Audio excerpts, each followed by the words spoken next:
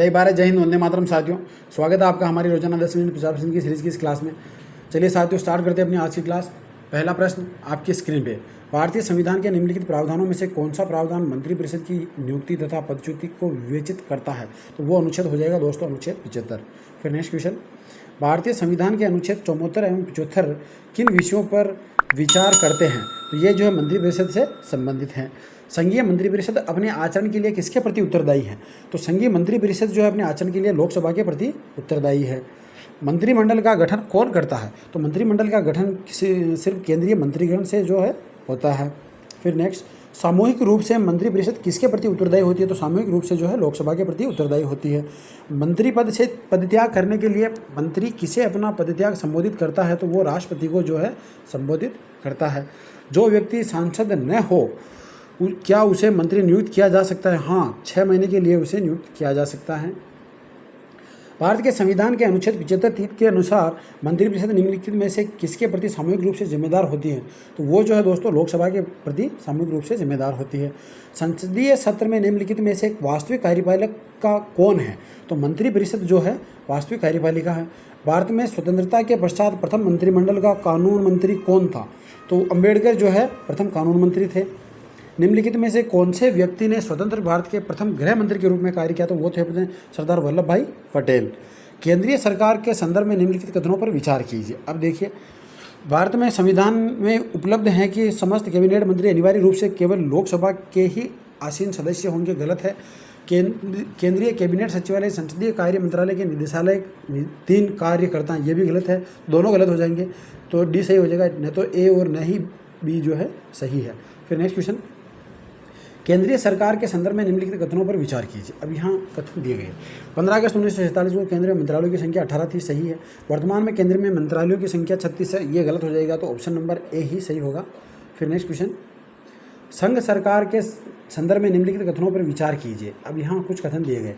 Cabinet सचिवालय की सलाह पर प्रधानमंत्री द्वारा भारत सरकार के मंत्रालय विभागों का सृजन किया जाता है, गलत है।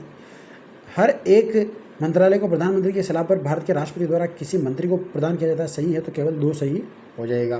फिर नेक्स्ट, इस प्रश्न में 2 वक्तव्य हैं, एक कथन है और दूसरा कारण है। अब इनको पढ़ के अपने को जो है सही और गलत का डिसीजन देना। तो देखिए, भारतीय संघ में मंत्रिपरिषद संयुक्त रूप से लोकसभा और राज्यसभा दोनों के प्रति उत्तरदायी है, गलत है। लोकसभा और राज्यसभा दोनों के सदस्य संघीय सरकार में मंत्री बनाने के लिए पात्रता रखते हैं, सही है, तो ए गलत हो जाएगा, आर सही हो जाएगा, तो डी जो है अपना सही हो जाएगा। निम्नलिखित में से कौन सा भारत में प्रशासन पर विधायी नियंत्रण का एक साधन नहीं है? तो सदन का विघटन यही हो जाएगा, तो ऑप्शन नंबर ए जो है अपना सही हो जाएगा। मंत्रिपरिषद सामूहिक रूप से उत्तरदायी होती है, तो देखिए लोकसभा के प्रति एक संवैधानिक बाध्यता के अंतर्गत अनुच्छेद 75 3 के अनुसार, अनुच्छेद 74 3 के अनुसार। तो देखिए 4 तो गलत हो जाएगा, 3 सही है, तो 1 2 और 3 सही हो जाएंगे, ऑप्शन नंबर बी। फिर नेक्स्ट क्वेश्चन, लोकसभा का विरोधी दल के पहले मान्यता प्राप्त नेता थे, तो पहले थे दोस्तों वो राम सुभग सिंह हैं, जिसे RS सिंह भी हम कहते हैं। फिर नेक्स्ट, लोकसभा का अस्थायी अध्यक्ष किसके द्वारा नियुक्त किया जाता है? तो राष्ट्रपति के द्वारा जो है प्रोटेम स्पीकर नियुक्त किया जाता है। लोकसभा का अध्यक्ष अपना त्यागपत्र किसको देता है? तो उपाध्यक्ष को जो है अपना त्यागपत्र देता है। लोकसभा अध्यक्ष के संबंध में निम्न में से कौन सा कथन सही है? जो सही है वो बताना। तो देखिए, वह राष्ट्रपति के प्रसाद पर्यंत पद धारण करता है, गलत है। यदि वह निर्वाचन के समय सदन का सदस्य न हो तो वह 6 माह के अंदर सदन का सदस्य बन सकता है, ये भी गलत है। यदि सामान्य अवधि से पूर्व सदन को भंग कर दिया जाए तो उसे अपना पद छोड़ना होता है, ये भी गलत है। यदि वह त्यागपत्र देना चाहे तो उसे अपना त्यागपत्र लोकसभा उपाध्यक्ष को देना होगा, यही सही है, तो ऑप्शन नंबर डी जो अपना सही हो जाएगा। फिर नेक्स्ट, लोकसभा का अध्यक्ष किसको संबंधित लेख द्वारा अपना पद त्याग सकेगा? तो वो जो है लोकसभा का उपाध्यक्ष को। फिर नेक्स्ट क्वेश्चन, यदि लोकसभा के अध्यक्ष एवं उपाध्यक्ष दोनों के पद रिक्त होते हैं तो सदन के बैठकों की अध्यक्षता कौन करेगा? तो ये जो है दोस्तों सदन द्वारा अनुमोदित चेयरपर्सन के पैनल के प्रथम सदस्य जो है इसकी अध्यक्षता करेंगे। लोकसभा सचिवालय प्रत्यक्ष पर्यवेक्षण के अधीन है, तो वो लोकसभा के अध्यक्ष के अधीन होता है। फिर नेक्स्ट, संसद के दोनों सदनों के बीच गतिरोध की स्थिति में संयुक्त अधिवेशन की अध्यक्षता कौन करता है? तो वो लोकसभा अध्यक्ष ही जो है अध्यक्षता करता है। लोकसभा में किसी विधेयक को धन विधेयक के रूप में कौन प्रमाणित करता है? तो ये प्रमाणित करता है दोस्तों लोकसभा अध्यक्ष। फिर नेक्स्ट क्वेश्चन, निम्नलिखित में से किस समिति का पदेन अध्यक्ष लोकसभा अध्यक्ष होता है? तो वो नियमन समिति जो होती है उसका अध्यक्ष होता है। लोकसभा के महासचिव की नियुक्ति कौन करता है? तो वो अध्यक्ष जो है महासचिव की नियुक्ति करता है।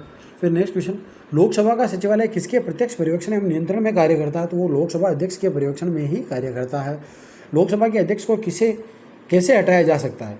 तो देखिए, लोकसभा के सभी सदस्य जो अगर बहुमत से संकल्प पारित करेंगे तो ही वो हटाया जाएगा। ऑप्शन नंबर बी अपना सही हो जाएगा। प्रथम लोकसभा के स्पीकर कौन थे? तो वो जीवी मावलंकर जो है प्रथम लोकसभा स्पीकर थे। प्रथम स्पीकर जिसके खिलाफ लोकसभा में अविश्वास प्रस्ताव लाया गया था वो कौन थे? तो वो थे जीवी मावलंकर। फिर नेक्स्ट क्वेश्चन, लोकसभा के प्रथम उपाध्यक्ष कौन थे? तो अनंत सैनम अयंगर जो है प्रथम उपाध्यक्ष थे। निम्नलिखित में से कौन लोकसभा के अध्यक्ष कभी नहीं रहे हैं? तो अगर इनमें से देखा जाए तो के सुंदरम जो है कभी भी लोकसभा के अध्यक्ष नहीं रहे हैं।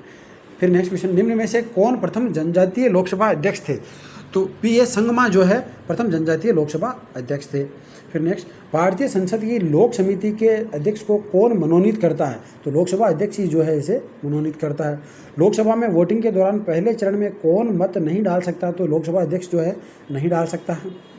निम्न में से कौन लोकसभा की पहली महिला स्पीकर थी? तो पहली महिला स्पीकर थी दोस्तों मीरा कुमार। फिर नेक्स्ट क्वेश्चन, संविधान का निम्न अनुच्छेद में से कौन एक अबंधित करता है कि मत बराबर होने की दशा में लोकसभा के अध्यक्ष का मत निर्णायक होगा और वह इसका प्रयोग करेगा? तो यह है अनुच्छेद 103। फिर नेक्स्ट क्वेश्चन, लोकसभा का अध्यक्ष राष्ट्रपति द्वारा मनोनीत किया जाता है, गलत है। प्रधानमंत्री द्वारा मनोनीत किया जाता है, गलत है। उपराष्ट्रपति द्वारा मनोनीत किया जाता है, गलत है। तो सभी गलत हो जाएंगे। ऑप्शन नंबर डी जो है अपना सही हो जाएगा। निम्नलिखित में से कौन भारत के उपराष्ट्रपति का निर्वाचन करता है? तो भारत के उपराष्ट्रपति का निर्वाचन होता है लोकसभा और राज्यसभा दोनों से मिलकर। तो 1 और 2 सही हो जाएगा। Option number A. फिर नेक्स्ट क्वेश्चन, भारत का राष्ट्रपति एकल हस्तांतरणीय मत के जरिए समानुपातिक प्रतिनिधित्व के द्वारा निर्वाचित होता है। इसका निहितार्थ है कि हर निर्वाचित सांसद या विधायकों के मत की संख्या समान होती है। ठीक है, यही हो जाएगा। तो ऑप्शन नंबर ए जो है सही होगा। फिर नेक्स्ट, भारतीय संविधान के अनुसार भारत के राष्ट्रपति का यह कर्तव्य है कि वह निम्नलिखित में से किसको संसद के पटल पर रखवाए? तो देखिए, संघ वित्त आयोग की सिफारिशों को यह रखवाता है, लोक लेखा समिति के प्रतिवेदन को इनको भी रखवाता है, नियंत्रक महालेखा परीक्षक के प्रतिवेदन को यह भी है, और राष्ट्रीय अनुसूचित जाति आयोग के प्रतिवेदन को यह भी है। तो सभी सही हो जाएंगे। ऑप्शन नंबर डी सही हो जाएगा। भारत के राष्ट्रपति से संबंधित निम्नलिखित कथनों में से कौन सा एक सही नहीं है? देखिए, वह संसद का एक संगठक भाग है, सही है। वह दोनों सदनों में चर्चा में भाग लेता है, गलत हो जाएगा। तो ऑप्शन नंबर बी जो है अपना सही हो जाएगा। निम्नलिखित में से किसने भारत के उपराष्ट्रपति का पद संभाला? अब इनमें से कौन है जिन्होंने संभाला? तो देखिए, हिदायतुल्लाह ने संभाला था, फखरुद्दीन ने नहीं संभाला, नीरज संजीव से रेड्डी ने भी नहीं संभाला और शंकर दयाल ने संभाला था। तो 1 और 4 सही हो जाएंगे। Option number B. फिर नेक्स्ट क्वेश्चन, तो ये थी दोस्तों अपनी रोजाना 10 मिनट 50 प्रश्न की सीरीज़ की आज की क्लास। आशा करता हूँ आपको क्लास पसंद आई होगी। अगर क्लास अच्छी लगी हो तो लाइक शेयर और सब्सक्राइब जरूर करें। धन्यवाद।